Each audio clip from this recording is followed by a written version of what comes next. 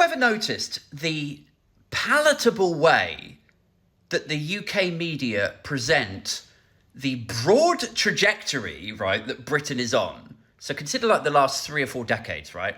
Decline, deprivation have become more and more real to a greater chunk of the population than ever before. It's become progressively worse, and it's become more aggressive in the way that it touches us, right? That is just a fact, socioeconomically. Like, consider the house that your grandfather was able to purchase with his one single salary. A working class, like postman salary, he could buy a whole family house, right? Then consider the house that your dad was able to buy in the 90s with perhaps dual income. He and your mum, or even just your single mother like mine, was able to buy a house in the 90s. Now consider the house that you're able to buy on dual income, on an upper middle class salary. It's just slowly getting harder and harder. So the decline is real, right? We are on a slow glacial trajectory towards decline, deprivation, and probably eventual financial collapse. That is just, if you pan out, you can see that happening, right? Now, consider the way that the UK media market that to the masses. Like, they never talk about the broad trajectory that we've all been on for the last 4 decades and where that's headed and what we could do to stop it. They talk about it in palatable, like, temporary chunks, like, oh, it's a cost of living crisis. It's just a weird, anomalous, kooky thing where just suddenly food has become really expensive and your heating bill, it's just a temporary thing. And before this, it was the credit crunch. It's just a strange, it's a like 3 or 4 year period where the credit is just, it's a global financial crash. So we talk about these things in simple bite-size chunks, like they just come out of nowhere.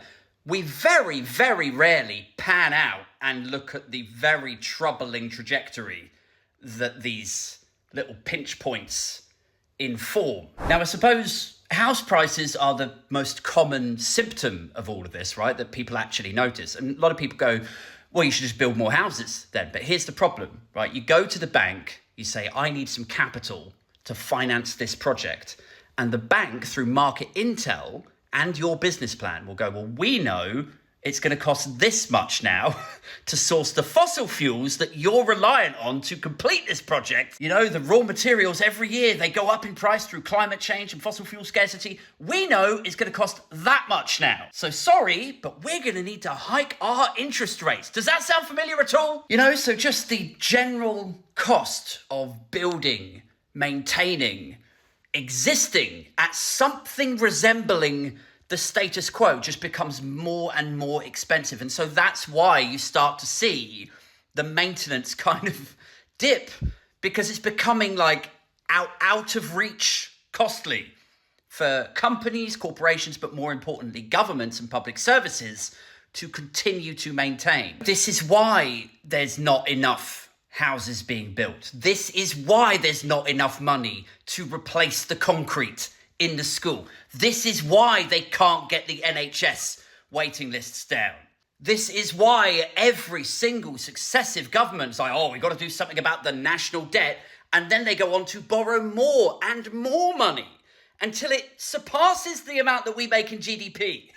Every year, it's gone over 100% of GDP because they have to keep borrowing just to meet something that vaguely resembles the status quo. So I suppose my question for you guys, or media in general, is at what point are we going to get some journalists, and I don't care where they're from, Daily Mail, Telegraph, The Guardian, The Mirror, it could be broadcast journalism, Channel 4 News, Newsnight, whatever. At what point are we going to get some journalists who are actually going to ask the question, uncomfortable though it may be, hey, what is your strategy for the expiration of fossil fuels? Just to have somebody somewhere ask the question that is not set within the context of one of these sort of ad hoc, anomalous, like, cost of living crisis or the credit crunch. Just pan out.